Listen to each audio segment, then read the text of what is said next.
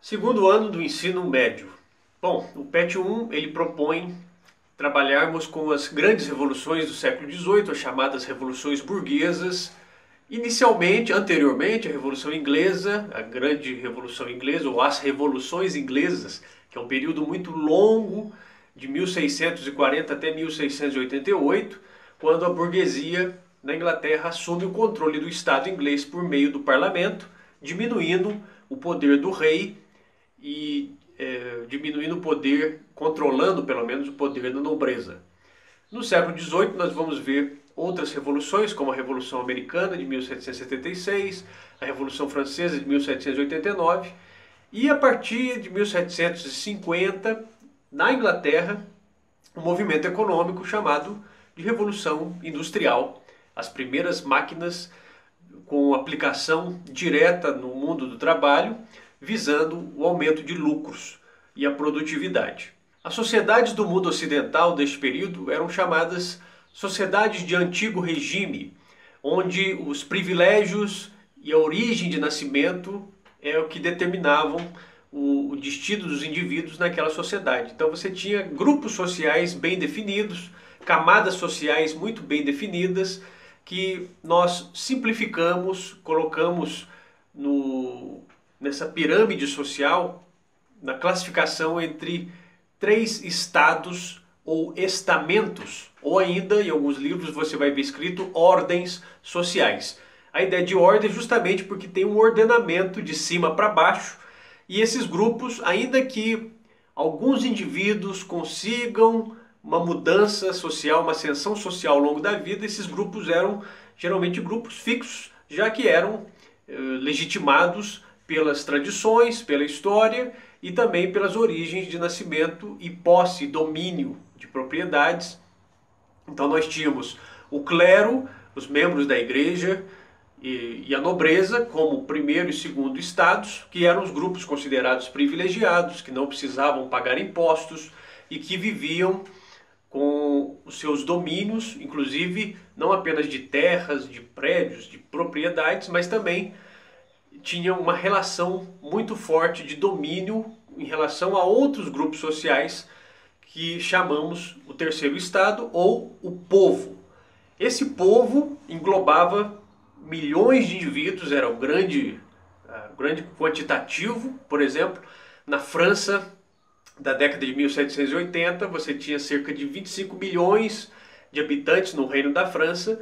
Desses 25 milhões, mais de 24 milhões eram o povo. E menos de 1 milhão, portanto, faziam parte do primeiro ou do segundo estados. Esse povo, a grande característica é a obrigação de pagamento de impostos ao Estado absolutista, aos cofres do rei, para a manutenção desse Estado absolutista, das forças, dos funcionários, das forças militares, de toda aquela estrutura que mantinha a nobreza e a realeza no poder. Nessas sociedades, portanto, a ideia de igualdade entre os indivíduos era uma coisa estranha. Não existia esse conceito da igualdade entre todos. Pelo contrário, o que havia era uma desigualdade pelas leis. Daí a palavra privilégios, que significa lei particular, é o que caracterizava esse tipo de sociedade. Pois bem, nessa sociedade também é que se desenvolvem as ideias chamadas iluministas, a filosofia das luzes, ou seja, para os pensadores iluministas, aquela sociedade vivia ainda num período de trevas ou de ignorância, identificado com as trevas, né, com a escuridão, e as luzes seriam uma nova era de conhecimento, de libertação dos seres humanos. Portanto, a filosofia iluminista também é chamada de filosofia das luzes, a filosofia que, por meio da razão, que é própria de todos os seres humanos, seria capaz de libertar os seres humanos dessas opressões, dessas tradições que os mantinham oprimidos e que mantinham a grande parte da população distante do conhecimento, distante da verdadeira dignidade. Como nós vimos também, essas ideias iluministas não faziam parte de um manual. Eram vários pensadores, alguns com algumas ideias para reformar o Estado absolutista, para criar alguns mecanismos de melhoria, alguns avanços nas leis, mas sem mexer na estrutura do Estado absolutista, e outros pensadores chamados iluministas tinham ideias mais radicais. De todo modo, essas ideias elas vão servir para muitos movimentos sociais, desde colonos no continente americano até no próprio continente europeu, para grupos sociais subverterem a ordem, ou seja, iniciarem movimentos de contestação ao poder do rei e à situação de privilégios da nobreza e do clero, e esses movimentos nós vamos chamar de revoluções. O primeiro território onde essas ideias iluministas vão vingar realmente vai ser no continente americano, nas antigas 13 colônias inglesas na América do Norte, um movimento de rebeldes nas colônias. Eles protestavam contra a opressão da coroa inglesa, a questão da cobrança dos impostos, os altos impostos. A Inglaterra vinha de um conflito de vários anos com a França, havia um problema fiscal do reino inglês e sobrou para as colônias pagarem essa conta pelo aumento de impostos. Esses colonos americanos vão começar primeiramente a tentar negociar com a coroa inglesa, não vai à frente essa negociação, a coisa começa a se tornar mais séria, a Inglaterra envia tropas, aumenta a opressão e a cobrança de impostos, até que 1776 marca a ruptura oficial dessas colônias com a Inglaterra e posteriormente a proclamação de uma independência, não apenas uma independência, mas a independência sob a forma de república, que era um governo considerado um governo ideal pelos filósofos, por alguns filósofos iluministas, não todos, e a ideia da divisão dos poderes, que talvez seja a ideia mais importante,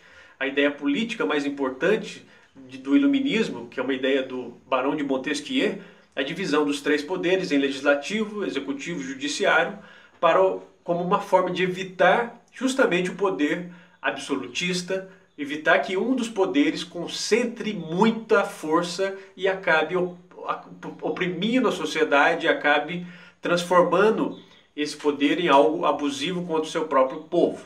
Portanto, a Revolução Americana de 1776 tem um papel importantíssimo na aplicação dessas ideias iluministas.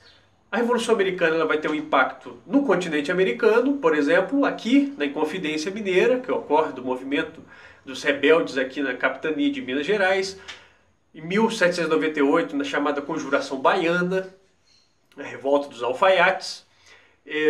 E na Europa também tem um peso muito grande na Revolução Francesa de 1789, quando o preço do pão é o que explode, faz explodir uma grande revolta nas ruas de Paris e alguns outros centros urbanos da França, mas não era apenas o preço do pão, que estava muito caro e essa população estava muito empobrecida, vivendo uma situação de total indignidade. Então, essas situações sociais acabam, essas grandes revoltas ou revoltas espalhadas acabam eclodindo, tendo um estupim, e aí dá início a uma grande rebelião que se torna a Revolução Francesa, que derruba a monarquia na França. E aí a questão é o que se coloca no lugar do rei, o que se coloca no lugar da monarquia. Nessas idas e vindas da Revolução Francesa, mais de 10, 12 anos de grande estabilidade, nós temos que o exército, as forças armadas, na figura do general Napoleão Bonaparte, assume o poder em 1799 na França, cria um código civil chamado Código Civil Napoleônico, estabelece uma ordem e a França inicia o seu processo de expansão pela Europa. A França buscava se tornar uma grande potência industrial, comercial, militar, assim como a Inglaterra, e essa França revolucionária começa a expandir os ideais da Revolução, mas por meio do carisma e da força e da diplomacia de Napoleão Bonaparte. A questão do bloqueio continental em 1806 era justamente isso. Os franceses tentavam sufocar o comércio inglês na Europa para justamente a França substituir a Inglaterra nesse papel de grande potência. E aí entra o nosso reino de Portugal, que era o nosso colonizador aqui dos territórios do atual Brasil.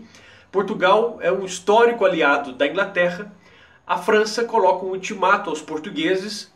Eles deveriam escolher permanecer ao lado dos ingleses, comercializando e facilitando a vida dos ingleses em portos de Portugal, ou, né, se Portugal escolhesse a França, significava necessariamente uma declaração de inimizade e guerra com a Inglaterra. O reino português segurou até onde deu, mas ao final de 1807, no ultimato, um último aviso, Napoleão Bonaparte ordena a invasão de Portugal e o rei de Portugal a rainha de Portugal, Dona Maria, o príncipe regente na época, Dom João, fogem para o Brasil, a sua principal colônia, com mais de 15 mil membros da alta nobreza e de cargos importantes, cargos administrativos do Império Português, e vêm para cá. Quando eles vêm para cá, chegam aqui em 1808, no início de 1808, a primeira medida de Dom João é a abertura dos portos. E essa abertura dos portos já é vista como a nossa primeira independência, porque na prática é o fim do Pacto Colonial. O Pacto Colonial era uma série de leis que estabeleciam que a colônia do Brasil poderia somente comercializar com Portugal, diretamente com Portugal, sob o controle de Portugal. Quando o rei o príncipe, então, o príncipe regente Dom João, chega aqui e abre os portos a nações amigas, principalmente Inglaterra, isso significava o fim do Pacto Colonial, já que comerciantes brasileiros ou luso-brasileiros poderiam comercializar com a Inglaterra. E aí há uma diversificação dos produtos, uma diversificação das relações diplomáticas, comerciais. Então, na prática, o Pacto Colonial, esse controle português, terminava aí. E daí para frente, uma série de medidas, além da transferência da capital do Império Português para cá, para o Rio de Janeiro, vai acelerar o nosso processo de independência. O PET 2 fala sobre a organização política do Brasil no século XIX. A nossa independência, que foi relativamente pacífica em relação aos nossos vizinhos na América Espanhola, a opção pela monarquia. Por que uma monarquia? Por que a continuidade de uma monarquia luso-brasileira? As nossas elites viam com bons olhos a questão da manutenção da ordem, principalmente da ordem escravista, da questão da posse de terras, ou seja, evitar uma grande revolução ou uma grande rebelião de escravos e também da população média e mais pobre. Então a monarquia seria capaz de manter essa ordem, além da unidade territorial, para se evitar o que ocorreu na América Espanhola da divisão intensa de territórios. Então, em nome dessa manutenção da ordem e unidade territorial, o projeto de independência ao redor de Dom Pedro, filho de Dom João, rei de Portugal, venceu. Esse projeto, aprovado pela Constituição de 1824, estabelecia a divisão do Estado brasileiro em 3 poderes, mas criava um 4º poder chamado Poder Moderador, que dava a Dom Pedro I amplos poderes. Na prática, ele dava um poder, uma autoridade a Dom Pedro que o colocava muito superior aos demais poderes. Então, uma espécie de autoritarismo brando, um autoritarismo não muito autoritário, mas a própria figura de Dom Pedro I vai ter uma série de problemas com relação a várias elites das províncias, das regiões desse Império Brasileiro, devido a esse autoritarismo e a centralização do poder no Rio de Janeiro. A costura desse apoio a essa independência. Várias regiões tiveram resistência muito grande a reconhecer Dom Pedro como este proclamador da independência e soberano do Brasil. Em abril de 1831, há uma série de problemas com relação a Dom Pedro e as elites e ao apoio das elites provinciais a ele, da questão do projeto de independência do Brasil. Há um problema seríssimo em Portugal da sucessão dinástica, então Dom Pedro I abdica do trono e volta a Portugal. Abre-se um período chamado Regência, de 1831 a 1840, onde a ausência dessa figura central coloca um vazio no poder e muitas províncias se rebelam contra a autoridade do Rio de Janeiro, a autoridade do Rio de Janeiro entendido como o centro desse Império Brasileiro. Então nós vamos ver uma série de revoltas em províncias como Rio Grande do Sul, Santa Catarina, como a cabanagem, que é um movimento que ocorre na província do Grão-Pará, a Sabinada, a Balaiada na Bahia, no Maranhão, a revolta dos escravos malês em Salvador, uma série de revoltas nesse período que de uma forma ou de outra, pela anistia aos líderes, pela repressão, pela morte dos líderes, de alguma maneira esse Império Brasileiro consegue segurar estes territórios e não perde territórios. durante esse período da regência. Então esse Império Brasileiro mantém essa unidade territorial e se estabelece a partir de 1840 com Dom Pedro II, filho de Dom Pedro I, esse projeto centralizador no Rio de Janeiro, mas com uma estrutura que conseguia colocar as autoridades provinciais também com poderes satisfatórios, digamos assim, ou seja, uma estruturação do Estado brasileiro. O Estado Nacional Brasileiro se constrói nesse período, mas se consolida nesse período do Segundo Reinado. E aí no PET 3 entra a questão econômica, que além dessa questão política, nós temos de uma maneira muito importante a questão econômica. É durante o Segundo Reinado que nós vamos ver a industrialização inicial do Brasil, o Brasil que veio desde a sua independência e antes com problemas fiscais, déficits comerciais. O Tratado de 1810 que Portugal fez com a Inglaterra foi muito desvantajoso do ponto de vista de médio e longo prazo para o Brasil. A nossa independência, o reconhecimento da independência custava caro, você pagava para receber reconhecimento de outras nações, uma série de problemas com a economia agrícola, uma economia de base escravocrata, uma economia muito atrasada com relação aos centros industriais que já iniciavam o seu caminho de progresso técnico, de uso de máquinas e de legislação trabalhista pouco mais avançada, enquanto nós ainda vivíamos as relações de escravidão.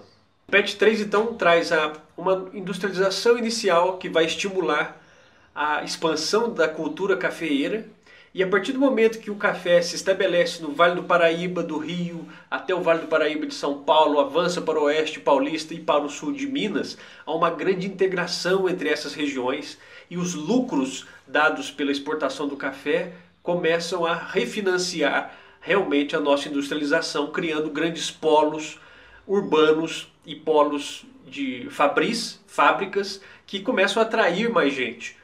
Então, nesses lugares, principalmente no Planalto Paulista e regiões do interior de São Paulo, vai ser o grande centro da nossa industrialização. Uma outra região também vivia esse surto de industrialização, mas sobretudo aqui no eixo Rio-São Paulo. E São Paulo vai começar a superar o Rio de Janeiro em importância populacional, política e econômica.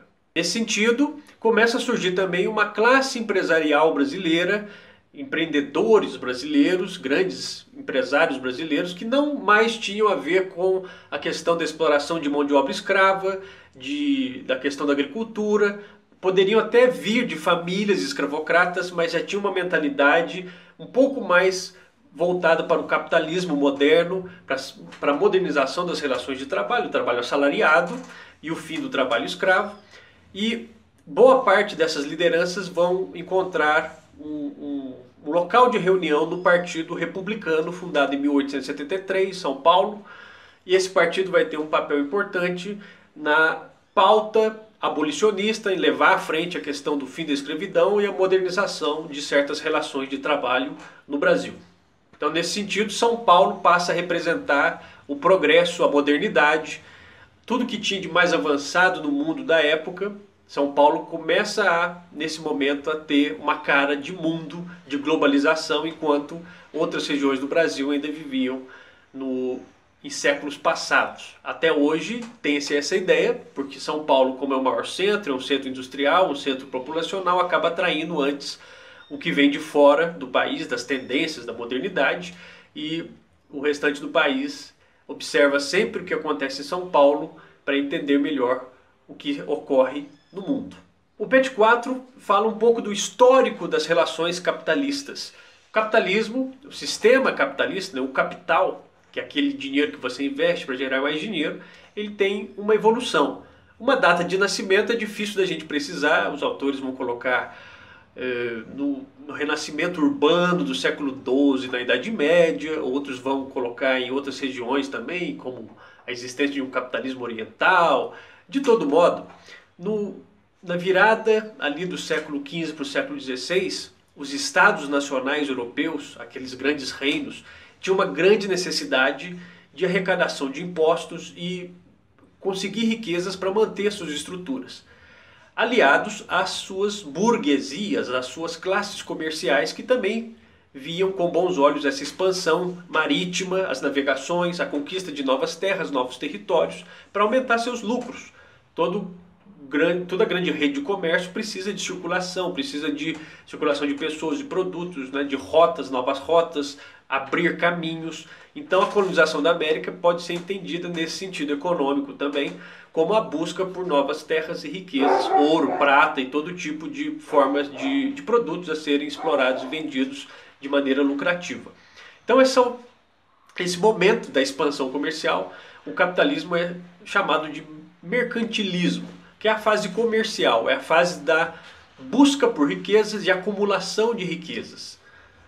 Esse é um primeiro momento do sistema capitalista. A partir do momento que há uma acumulação significativa de riquezas nas mãos de um grupo comerciante, de um grupo mercador, que a gente chama de burguesia, esses proprietários da riqueza, com aquele excedente de riqueza, passam a reinvestir ou a investir esse excedente de riquezas para gerar mais riquezas. Aí sim é a origem do que a gente pode chamar realmente de capitalismo. Esse reinvestimento de riquezas é o que vai propiciar a burguesia inglesa sair na frente no sentido de se tornar algo mais avançado do que simplesmente a acumulação de riquezas do capitalismo mercantil ou do mercantilismo. O mercantilismo tem muito a ver com o Estado absolutista, com a nobreza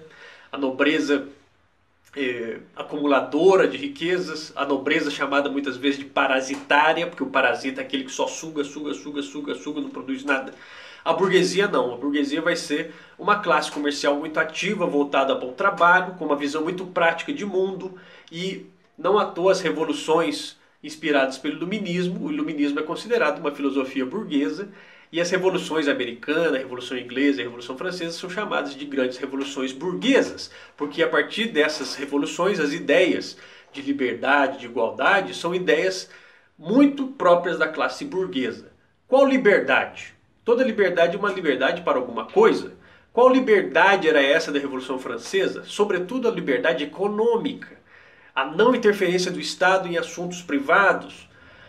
A liberdade de expressão também entra nesse pacote, a liberdade religiosa também entra nesse pacote. O que interessa mais à classe burguesa é a liberdade econômica, é a possibilidade de fazer negócios, gerar lucros.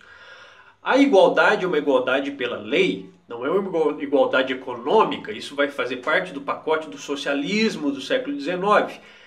A igualdade da Revolução Francesa é a igualdade, a igualdade jurídica, a igualdade pelas leis. Todos nós somos iguais perante a lei, certo? Então é muito importante você reler e entender bem qual é essa mentalidade burguesa, que primeiramente se estrutura e se organiza na Inglaterra por meio da Revolução Gloriosa. E é na Inglaterra o berço da Revolução Industrial, onde essa burguesia passa a reinvestir essa riqueza na criação, na invenção e no aprimoramento de máquinas que vão aumentar ainda mais a produtividade, e a partir disso você carrega esse dínamo, esse giro do motor que vai aumentando cada vez mais lucro reinvestido gera mais lucro, que gera mais lucro, mais produtividade, e essa roda vai girando cada vez mais. O sistema capitalista. Esse sistema capitalista, na fase mercantil para a fase industrial, a fase industrial ela vai se iniciar em 1750, a primeira grande revolução industrial. Em 1850, 1860 nós temos a chamada segunda revolução industrial, que é o momento dos trens, da grande exploração de matérias-primas, do carvão, do movimento dos trilhos das locomotivas. O mundo começa a se acelerar. E a relação entre os países, a relação política, a relação econômica também começa a mudar.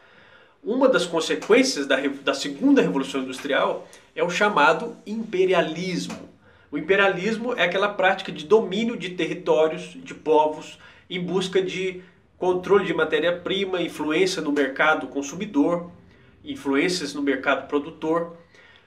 As potências industriais que saem na frente, então nós temos a Inglaterra como a primeira de todas e o grande modelo a ser seguido, a França, um pouco depois a Bélgica, a Itália em menor escala e a Alemanha.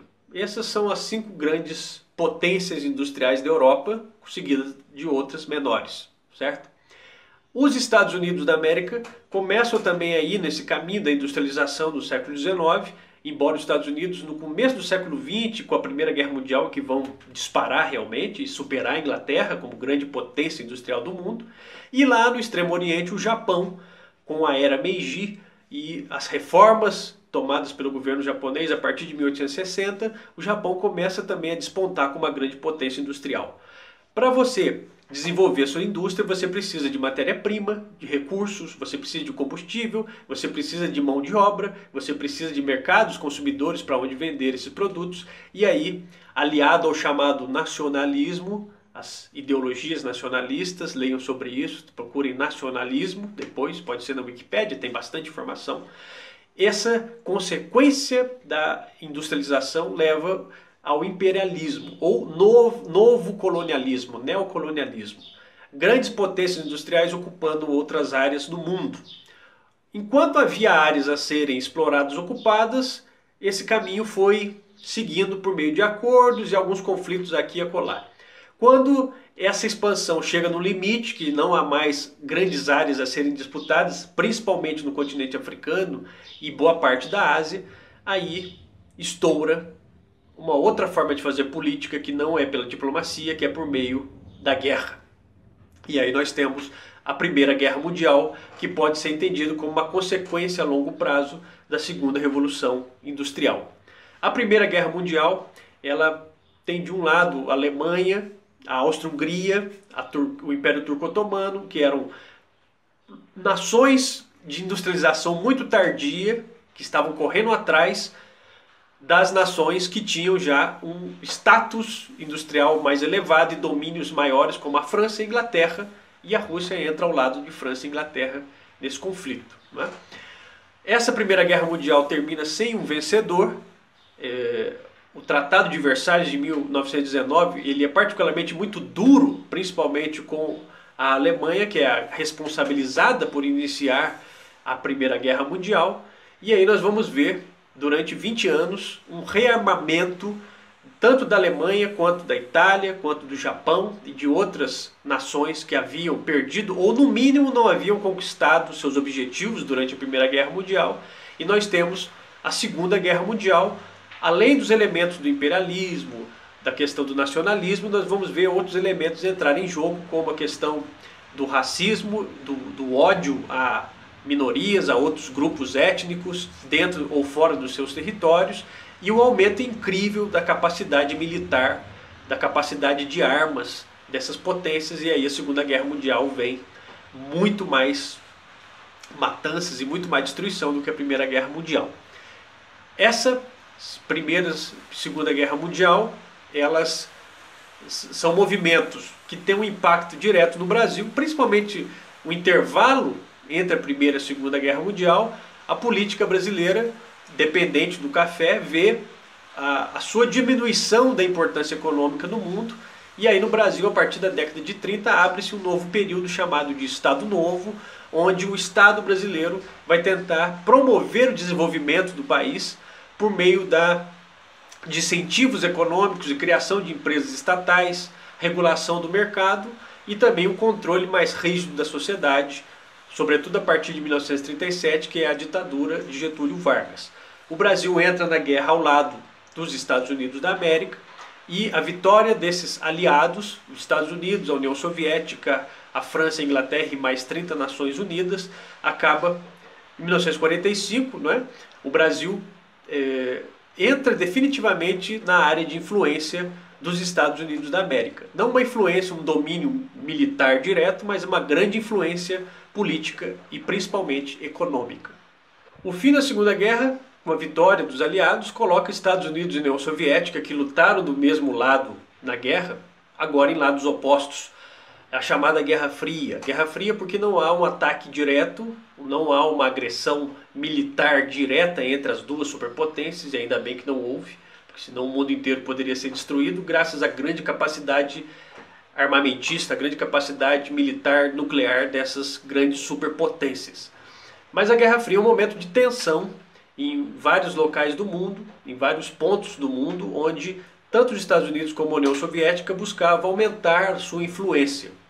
como por exemplo na Península da Coreia, no Vietnã, em Cuba. E a partir da década de 1960 nós temos um aumento imenso dessas tensões, principalmente em 1962, com a questão da crise dos mísseis em Cuba, dos mísseis soviéticos em Cuba, a chance de um ataque direto, o medo da expansão, no caso aqui do Brasil, como nós éramos alinhados aos Estados Unidos da América e esse mundo capitalista, o medo de que a influência da União Soviética em movimentos internos, movimentos sociais ou grupos políticos no Brasil pudesse se fortalecer e aproximar o Brasil da União Soviética. Inclusive, 1964, que é o início dos governos militares no país, esses governos militares se colocavam dentro da chamada doutrina da segurança nacional, que essa doutrina ela colocava que a segurança do Brasil estava em risco devido a esses interesses estrangeiros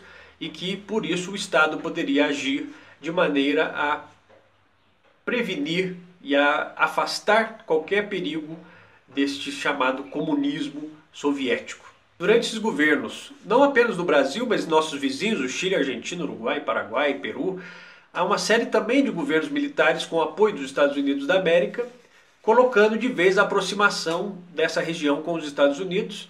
Ainda que os americanos falassem em nome da liberdade e do capitalismo liberal, eles apoiavam esses governos militares, ditaduras, para que seus interesses fossem garantidos nessa área, nesse hemisfério. Esses conflitos da Guerra Fria não ficavam sem críticas, inclusive de grupos que não apoiavam nenhum lado nem o outro. Você tinha um grupo de países chamados não alinhados, e no campo da grande cultura, a partir da década de 1960, e aí nós estamos no PET 6, a chamada contracultura, aqueles movimentos que condenavam a grande expansão e os problemas criados pelo mundo capitalista, como por exemplo o imperialismo, a ocupação de territórios, os interesses das grandes corporações e indústrias, a indústria cultural que cria um padrão de comportamento e consumo. Aí surgem movimentos que defendiam a volta a um estilo de vida pré-capitalista, antes desse mundo das cidades, do consumismo, do progresso material, movimentos como o movimento hippie e outros movimentos.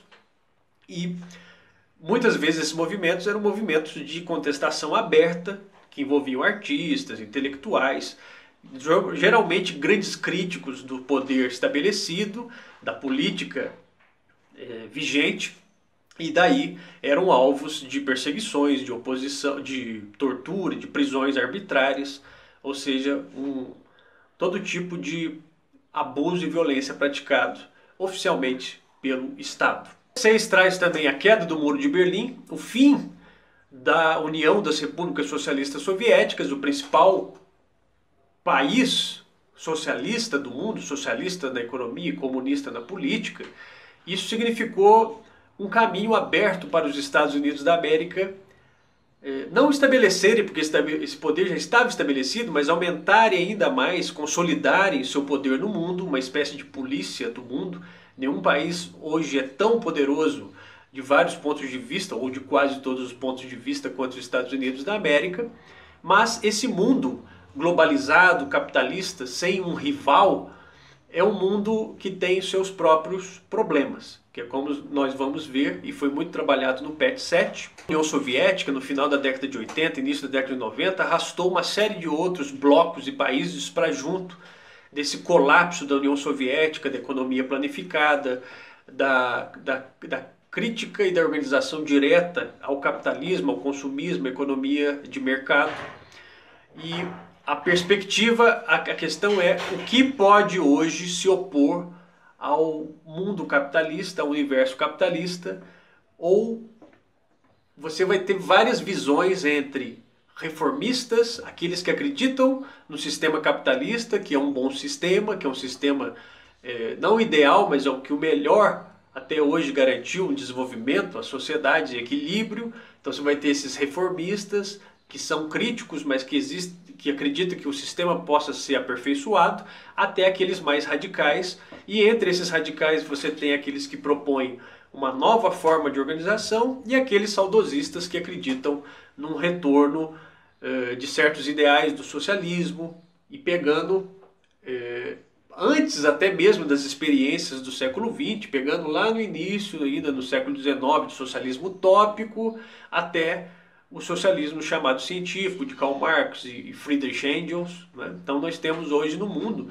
de todo modo, uma grande expansão desse mundo capitalista, do vocabulário capitalista, dos interesses do capitalismo central, né, das grandes corporações, de uma indústria cultural que aumenta o seu poder cada vez mais pelas mídias, pela expansão das redes de comunicação, da internet, e se faz presente em nossas casas, no nosso dia a dia, 24 horas por dia.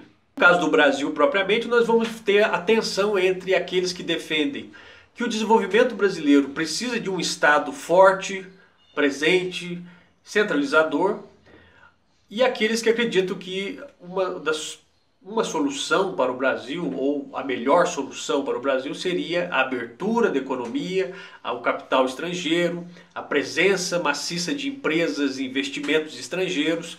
Estes normalmente são acusados pelos nacionalistas de serem entreguistas, de quererem entregar as nossas riquezas, de quererem sucatear as relações de trabalho, de serem privatistas, de quererem privatizar tudo, enquanto que estes privatistas, entreguistas ou liberais, vamos chamar assim, neoliberais, acusam aqueles nacionalistas de terem simpatias por ditaduras, né, de quererem um Estado apenas para eles mamarem nas tetas desse Estado, viverem às custas desse Estado, um Estado que é grande demais, que é pesado, que é cheio de corrupção, um Estado que é incapaz de ter eficiência em determinados setores. Ou seja, são duas visões, simplificando, né, são duas visões meio que opostas, né? E nesse meio do caminho você tem vários grupos moderados que acreditam que há necessidade de Estado para certas áreas, há necessidade do poder público, de setores públicos, na educação, na saúde, para certas áreas, e outras áreas poderia ser abertura para privatização e etc. Né? De qualquer modo, o mundo do século XXI é um mundo que caminha muito para essa globalização, e aí a semana 1 do PET 7 fala disso. A globalização traz problemas, que é, à medida que ela caminha e ela torna o mundo cada vez mais próximo de nós, vários grupos, vários setores da sociedade se sentem mal com essa globalização, se sentem invadidos nos seus valores, na sua cultura e nos seus espaços. Se a gente pensar, por exemplo, na migração, na grande migração de pessoas saindo de regiões pobres, buscando riqueza em cidades ou em outros países, os refugiados que estão fugindo não apenas de guerra, mas também da situação ruim do seu país, da pobreza, buscando os grandes centros econômicos. Então nós temos que a globalização ela acelera muito a circulação de pessoas, de ideias, de culturas, de valores, e alguns grupos não se sentem, e algumas pessoas não se sentem bem vivendo nesse mundo altamente globalizado. Há aqueles que se sentem bem vivendo com a diversidade, com a mudança a todo momento, e há aqueles que se sentem muito mal vivendo com esse mundo das intensas relações comerciais, políticas, diplomáticas, culturais, essas trocas que a globalização provoca. Outro problema dentro deste também é a ideia da indústria cultural e o multiculturalismo. Se a cultura também se torna algo industrialmente produzido, obviamente que aquelas nações onde há mais industrialização começam a influenciar o modo de vida, as ideias nas nações menos industrializadas. Olha o exemplo dos Estados Unidos da América. Os Estados Unidos é um grande exemplo da indústria cultural. A Disney World, os estúdios Disney, Hollywood, os filmes, os desenhos, a música dos Estados Unidos da América é exportada para o mundo inteiro. Essa cultura dos Estados Unidos, do carro, do cinema, das roupas, da música, dos adolescentes, isso tudo, dos personagens de filmes, da Disney, isso tudo é exportado para o mundo inteiro. Você vai ver o Mickey em regiões do Sudeste Asiático, você vai ver a Coca-Cola em regiões da savana africana, você vai ver isso na Rússia, você vai ver isso aqui no Brasil, você vai ver isso no mundo inteiro. Isso é um padrão, isso é uma indústria cultural que padroniza isso e vende isso. E aí você tem o multiculturalismo, que é a existência de vários grupos culturais, cada um lidando de uma forma com esse grande universo capitalista. E dentro desses grupos multiculturais você tem aqueles fundamentalistas, que são aqueles que dizem, peraí, até aí eu aceito essa cultura, esses valores, essas ideias, mas até certo ponto. Não quero participar e não apoio e não gosto dessas ideias, não gosto da presença de determinada cultura ou determinado povo ou dessa religião nessa minha área, minha cidade, nesse meu país. Ou seja, à medida que a globalização aumenta, ela também vai criando áreas de atrito. Em algumas áreas do planeta são nações inteiras que não querem a presença de empresas estrangeiras, de valores estrangeiros, e tem lugares, né, que aceitam isso de uma maneira mais pacífica ou pelo menos dialogando mais com essas questões. Se nós pegamos nosso exemplo de Itaiandu, uma cidade pequena na região mais industrializada do Brasil, que é a região sudeste, nós vivemos uma vida pacata, provinciana, com vários benefícios da globalização, automóveis, cada vez mais diversificados, a internet, sinais de TV, melhorias na área de saúde, hospitais, tratamentos, vários recursos, mas nós não estamos no olho do furacão, como por exemplo viver numa cidade igual São Paulo, que você tem pessoas do mundo inteiro, que você tem o tempo todo avião chegando, avião partindo, trem, caminhão, refugiado, gente que vem buscando oportunidade, gente saindo, fábrica se instalando, aquilo. São Paulo é um resumo da globalização que ocorre no mundo para nós. Nós ainda vivemos uma vida provinciana com os nossos valores, você vai ao culto, à missa, você caminha a pé, você conversa, todo mundo fala português, você não tem vizinhos estrangeiros, ou se tenha um ou outro, mas a tendência do mundo globalizado é isso cada vez mais aumentar e os comportamentos se tornarem muito padronizados de acordo com a indústria cultural. E aí vai de você, se você se sente bem ou se sente mal, se você apoia ou se é um crítico dessa ou daquela manifestação cultural no mundo globalizado. A semana 2 do PET 7 volta para a área política, fala da redemocratização do Brasil a partir de 1985, após os governos militares, que eram governos nacionalistas, que tinham uma ideia do nacionalismo, do reforço da ideia de ser patriota brasileiro, do amor ao país, e a ideia do nacional desenvolvimentismo, do Estado forte presente no desenvolvimento técnico, industrial, da infraestrutura do país. E aí, a partir de 1985, nós temos uma reabertura política com a redemocratização e também uma reabertura econômica com o chamado neoliberalismo, que chega ao Brasil com toda a força na década de 90, com a privatização de vários setores, com a instalação de várias corporações internacionais, indústrias, que começam a melhorar parte da nossa infraestrutura como país, estrutura de telefonia, parte rede de transportes, mas que tem uma série de problemas pela falta de fiscalização e acompanhamento do Estado brasileiro. Por exemplo, o setor de telefonia durante muito tempo era a cargo da Embratel, Telebrás, empresa brasileira de telefonia. Era caro você ter um telefone fixo, a Embratel não tinha condição de aumentar com seus recursos próprios a expansão da rede.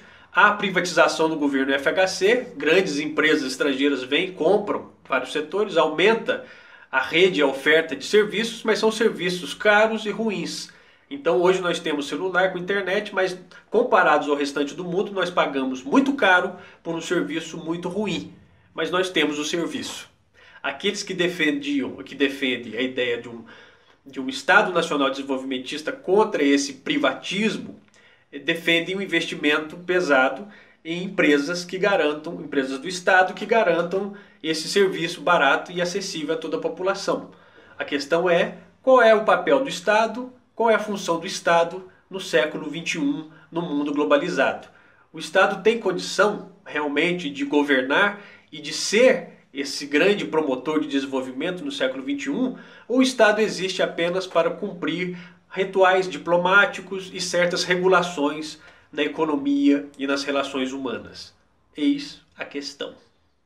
A semana 3 do PET 7 traz a Revolução Francesa e o conceito de cidadania. A Revolução Francesa de 1789 inaugurou o mundo que vivemos, o mundo contemporâneo, porque ela traz, entre outros conceitos que ainda são válidos até hoje, muitos conceitos, ideias, o conceito de cidadania. A Revolução Francesa ela vem no momento, 1789, final do século XVIII, de grande crítica à sociedade de antigo regime, como nós falamos no começo do vídeo, e para aquela sociedade, a ideia de igualdade entre todos os seres humanos era uma ideia estranha, né? A ideia que valia era justamente o contrário, a desigualdade, o tratamento desigual, as leis particulares de cada grupo, privilégios daqueles que estavam em camadas sociais superiores, consideradas, né, superiores, acima dos demais. E esse conceito de cidadania tinha a ver com um embate direto à ideia de súdito. Súdito do poder é aquele que obedece, aquele que tem lealdade ao poder estabelecido, mas é uma relação muito verticalizada, no sentido de que é apenas a obediência, então você tem um poder estabelecido que manda e o súdito obedece. E aí a ideia do súdito é muito ligada à ideia também do servo, aquele que apenas serve ao senhor, né, que não tem que tem certos direitos, né, mas que pode ter certos direitos, mas que o valor mais importante nessa relação é o valor da obediência. A Revolução Francesa, com a ideia de cidadania, traz a ideia do equilíbrio entre os direitos e os deveres. Parece um pouco aquela história de professor, né? Escolinhas infantis, né? Para você ter seus direitos, você tem primeiro que cumprir seus deveres, mas é mais ou menos nesse sentido de haver um equilíbrio, nem direitos demais, que senão se tornam privilégios, nem direitos de menos, porque senão isso se torna uma relação servil, uma relação de súditos, né? De súdito em relação à autoridade. Portanto, a ideia da cidadania é a ideia da igualdade entre todos, todos são iguais perante a lei, todos temos deveres e todos temos direitos enquanto cidadãos, enquanto seres humanos que podemos e devemos participar da ação política. A ideia do contrato social, ou seja, as tradições, os poderes estabelecidos, eles têm o seu peso na história, mas numa sociedade o principal é o contrato social, é o estabelecimento das regras deixadas de maneira muito clara a todos os seus membros, a todos os seus cidadãos. Portanto, os filósofos iluministas, vários deles são chamados contratualistas, e essa grande mudança no entendimento do poder, da política, das relações econômicas, no caso do liberalismo, que vem também do pacote do liberalismo político, das liberdades individuais, são temas que foram muito trabalhados pela filosofia iluminista e que a Revolução Francesa vem trazer nessa ideia da liberdade e da igualdade. A liberdade econômica, a liberdade de ir e vir, a liberdade religiosa, a liberdade de expressão e a igualdade jurídica, a igualdade de todos perante as leis, o tratamento das leis. E na semana 4 do PET 7, finalmente, dentro dessa ideia dos direitos e dos deveres, da cidadania, do avanço do sistema capitalista, da desigualdade econômica, da globalização, nós temos hoje, na década de 20 do século 21, os movimentos identitários, as muitas identidades que nós temos, e aí a apostila cita o movimento negro, o movimento LGBT, o movimento ambientalista, são aqueles movimentos chamados identitários. A gente se identifica com determinado valor, com determinada pauta, com determinada situação, com determinada realidade, e passa a articular e se organizar com aquelas pessoas que também se identificam com aquilo e a reivindicar nossos direitos. Também os movimentos de periferia, de pessoas que habitam periferias, a CUFA, né, Central Única das Favelas. Ou seja, a ideia de cidadania é uma ideia muito generosa, é uma ideia muito ampla. E aí nós vemos uma série de problemas na implantação dessa cidadania plena. Afinal de contas, apenas ter direito a um documento de identidade não te faz um cidadão. Apenas morar numa habitação que tem luz elétrica em determinada rua de uma determinada cidade não te faz um cidadão. Há uma série de questões aí de acesso a serviços, de acesso a bens públicos, que a própria Constituição de 1988 e outros documentos ao longo da história prevêem, que é o direito à vida, à saúde, ao trabalho, à dignidade humana e ao lazer. Ou seja, todos nós podemos reivindicar os direitos da cidadania. E há também os deveres do respeito aos determinados espaços públicos, respeito aos domínios de outros cidadãos, né? Mas, hoje em dia, esses movimentos ganham também muito espaço por meio das redes sociais, que são uma consequência da globalização. Você pode usar a globalização para criticar a globalização. E é isso que ocorre muitas vezes com os movimentos que nós temos hoje. A questão é em qual dos grupos você se identifica, qual desses grupos você vai se encaixar e começar nessa identificação, a dar voz àquilo que você entende como o melhor para a sociedade, ou quais os valores você critica e de quais valores você compartilha na sociedade. Então, esse PET 7 ele veio de uma forma confusa, com série de remendos aí, uma falha na sequência, né? Acredito que foi uma falha na sequência, porque são temas muito longos e estão muito misturados, mas a gente termina falando justamente da atualidade, do século XXI e as dificuldades do progresso, da globalização, da industrialização, do crescimento urbano, da criação de empregos, com relação aos acessos de cidadania de populações que foram historicamente excluídas, como a população negra, uma boa parte da população mestiça, sem essas oportunidades, que outra parte da população, no caso brasileiro, uma elite proprietária de terra, de descendência europeia branca, né? Mas também isso é uma questão identitária. E aí nós vamos debatendo as questões, por exemplo, a questão de cotas raciais, a questão de cotas sociais, a questão dos direitos femininos, movimento feminista, a questão de espaços apenas para mulheres, em ônibus, em metrôs, se isso por si só seria capaz de melhorar a questão da violência sobre a mulher, de feminicídios, a cultura, ou seja, nós temos hoje milhões de assuntos correndo ao mesmo tempo e isso também é uma consequência da globalização, mas como eu disse, você pode também usar os bons efeitos, as boas consequências da globalização, como a melhoria nas redes de comunicação, para criticar e propor novos caminhos mais saudáveis para a sociedade, né? Então, é isso. Dei mais uma leitura na apostila do segundo ano, ficou um pouco longo, mas espero ter ajudado um pouquinho a esclarecer certos assuntos. Voltem, escutem novamente, peguem o livro didático, quem não tem o envio no formato PDF, para você também ter mais uma forma de se situar nesse conteúdo e que 2021 seja um ano melhor para todos. Grande abraço, gente. Feliz 2021 para vocês. Tchau, tchau, segundos anos. Até mais.